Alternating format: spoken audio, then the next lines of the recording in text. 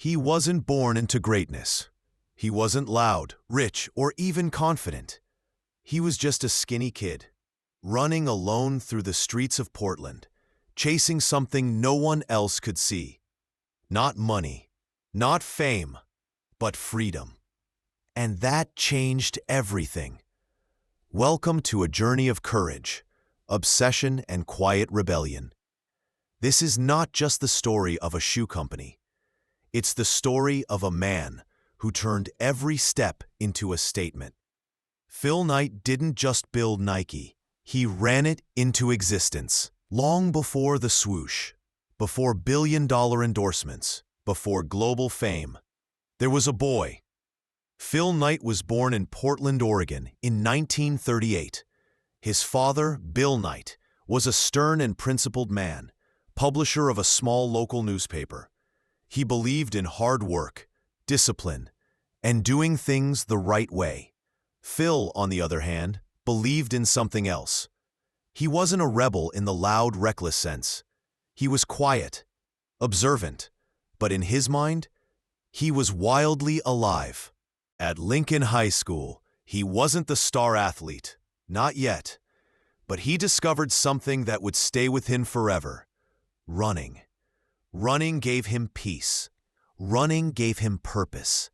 Running gave him a place to belong, even if it was just between him and the pavement.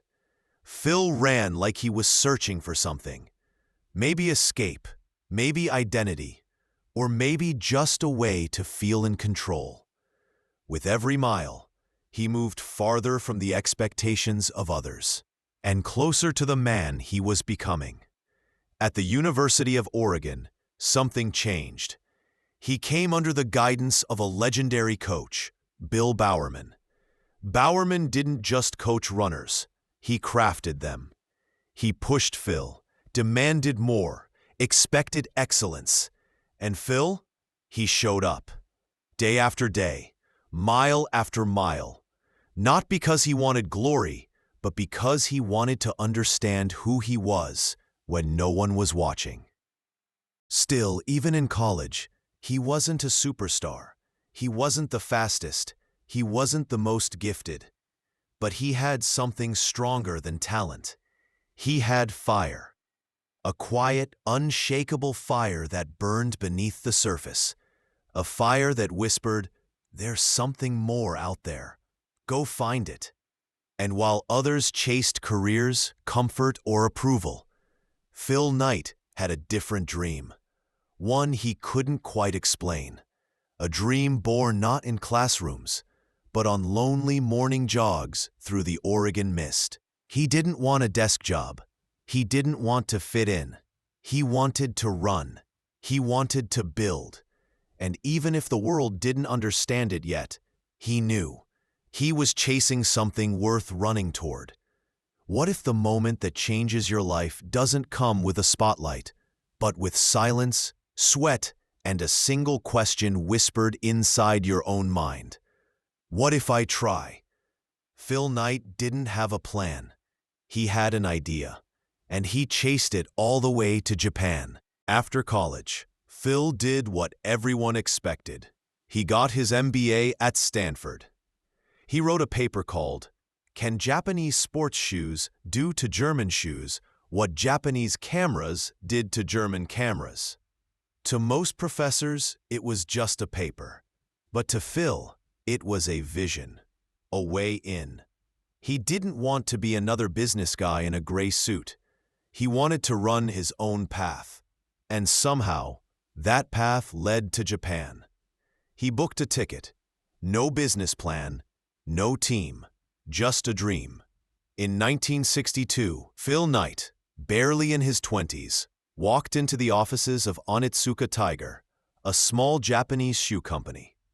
He told them he represented an American company interested in distributing their shoes. The catch? That company didn't exist yet. Still, he pitched them.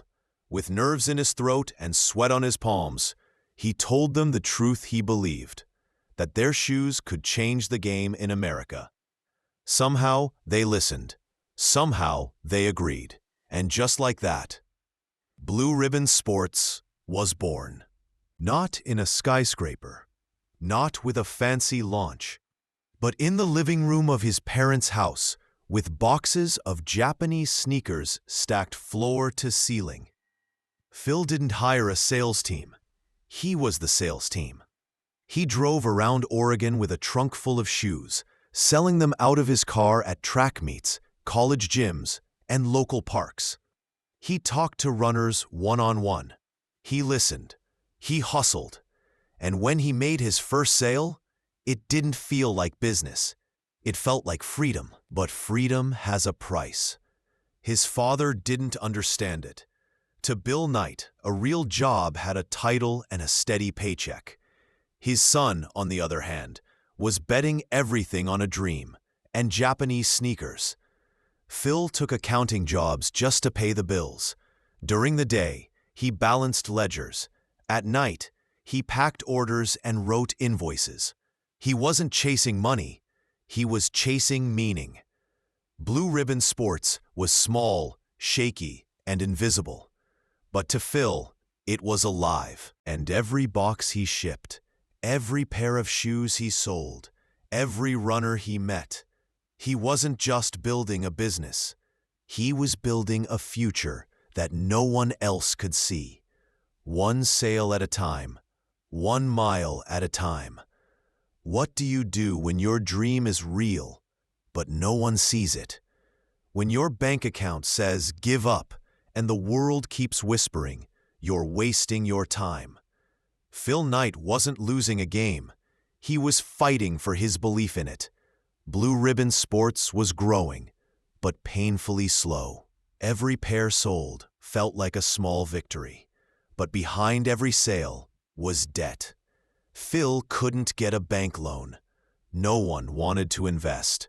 He had to rely on one thing, and one thing only: his faith. He borrowed money from friends, from his father, who still didn't understand why his son, with a Stanford MBA, was peddling shoes out of a car. Phil promised he'd make it work, but deep inside, he wasn't always so sure. There were nights he'd lie awake, staring at the ceiling, asking himself, what if I'm wrong? What if this dream is just that, a dream? He worked full-time as an accountant to survive. By day, he wore a tie. By night, he wore running shoes and packed orders with his bare hands. Sleep? Rare. Stability? A joke. He partnered with old coach Bill Bowerman, who brought credibility and innovation. But Bowerman wasn't just a name. He started experimenting, tearing shoes apart, rebuilding them from scratch, trying to find the perfect fit for performance. Together, they weren't just selling shoes, they were building better ones.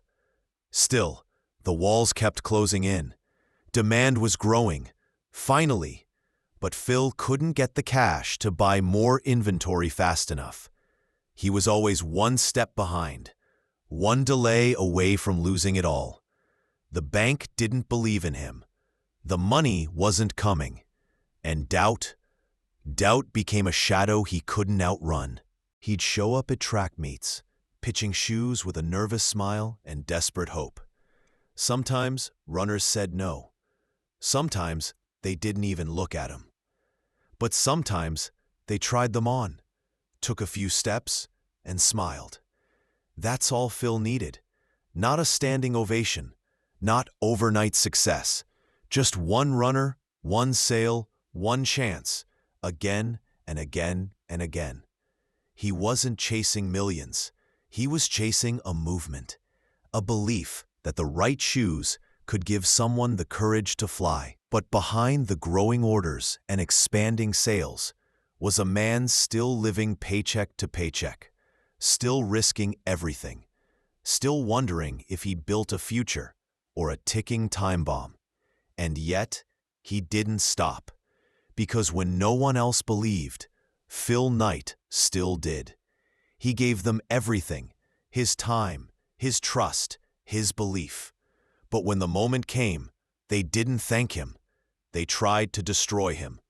This wasn't just a test of business. It was a test of will. By 1970, Phil Knight's little company wasn't so little anymore. Runners were talking. Orders were increasing. Blue Ribbon Sports had a growing team, a tiny warehouse, and a cult following. Things were finally working. And then everything cracked. The Japanese company that had trusted Phil, the one he had built his business around, turned on him. Onitsuka Tiger, sensing the rising U.S. demand, decided they didn't need him anymore. They made secret plans to cut him out, to replace him, to take everything he built and leave him in the dust. Phil was blindsided. This wasn't just business. It felt like betrayal. Everything he'd risked, every sale he'd made, every sleepless night, was now in danger of being erased. He had a choice: walk away quietly, or fight for what he believed in. He chose to fight. Lawsuits followed. Phil sued Onitsuka for breach of contract. Onitsuka countersued. It was war. But how do you go to war with no money? How do you fight when your resources are maxed, your team is exhausted, and you've never felt more alone? Phil did the only thing he knew how to do. He ran toward the fear. He poured every dollar back into the company. He borrowed more, risked more. While lawyers battled in courtrooms, Phil battled with payroll, shipping, and survival. Every phone call felt like it could bring disaster. Every week, the cash nearly ran out. There were moments, real, terrifying moments, where the dream came within inches of dying. And still, he didn't give up, because underneath the lawsuits, the lies, and the looming collapse, there was something more powerful than profit. There was purpose. He wasn't fighting for money.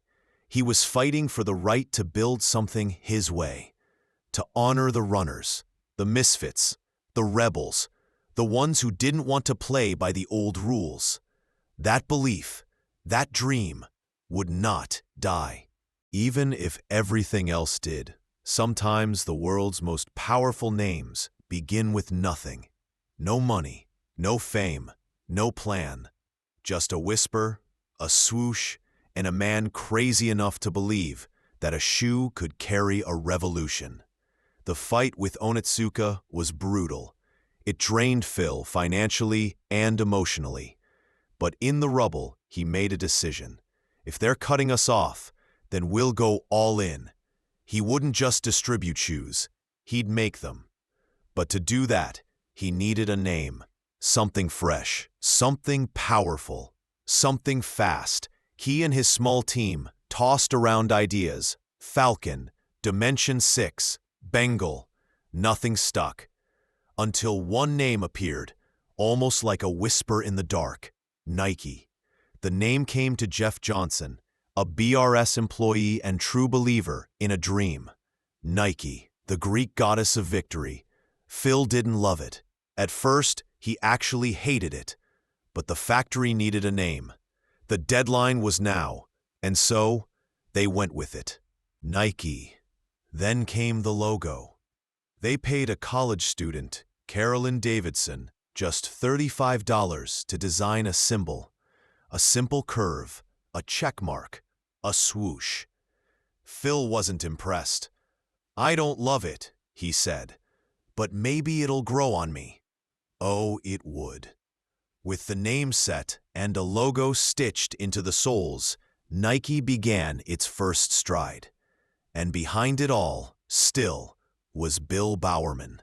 Coach, partner, innovator. He wasn't just co-founder in name, he was Nike's soul.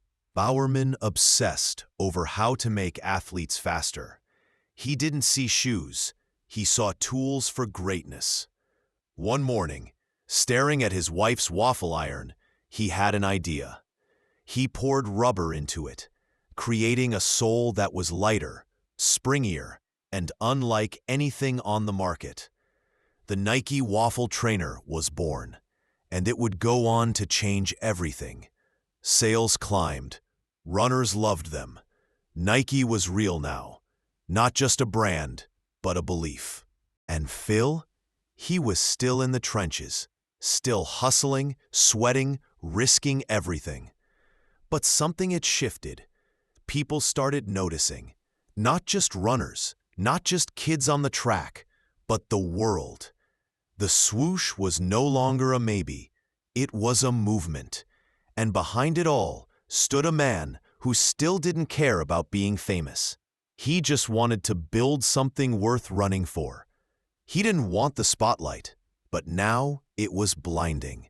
Phil Knight built Nike with his bare hands. And now it was flying faster than he could follow. But the higher you climb, the louder the pressure screams. Nike was no longer a quiet company run from Phil Knight's parents' basement. It was exploding.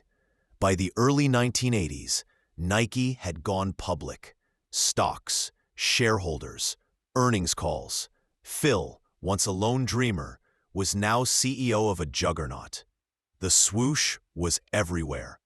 On athletes, on billboards, in the hearts of kids who believed wearing Nikes made them faster, stronger, unstoppable. The pressure to keep growing. The scrutiny. The expectations. Phil wasn't a traditional CEO. He didn't enjoy meetings. He hated speeches. He was still, in so many ways, that quiet kid from Portland who just wanted to run.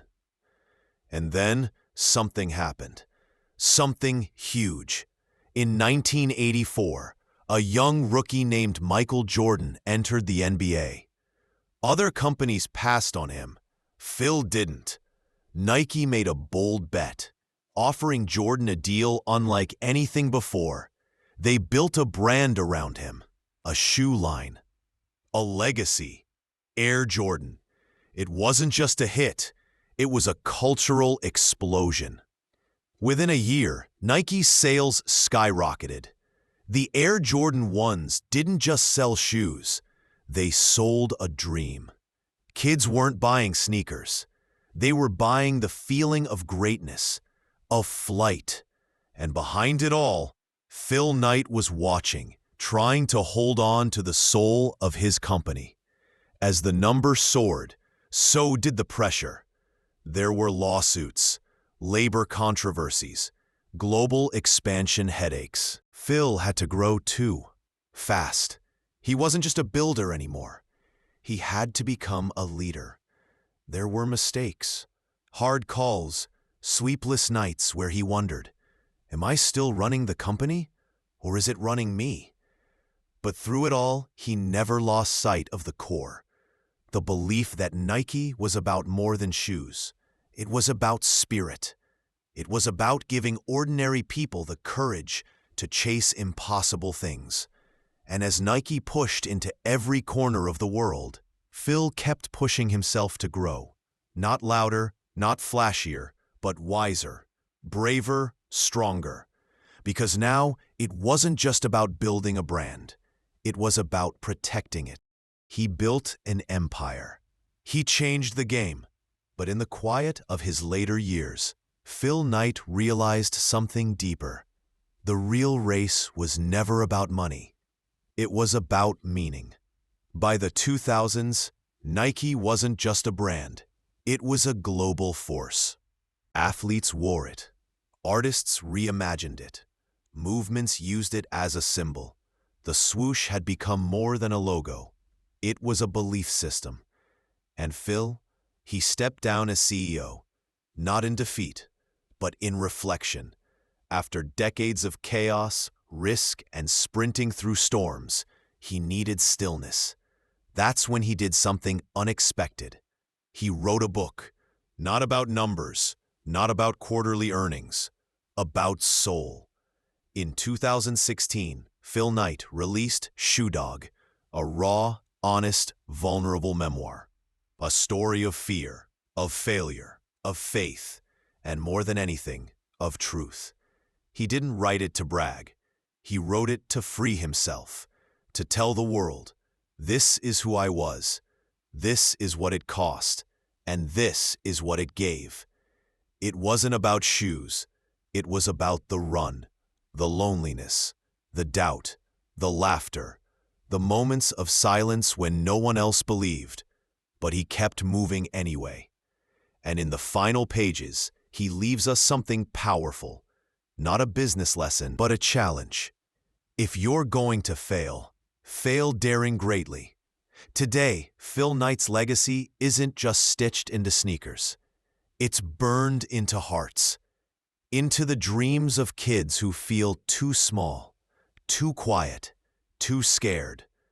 Because Phil was all those things once, and still, he ran anyway. He built anyway. He believed anyway. And he turned a whisper into a roar.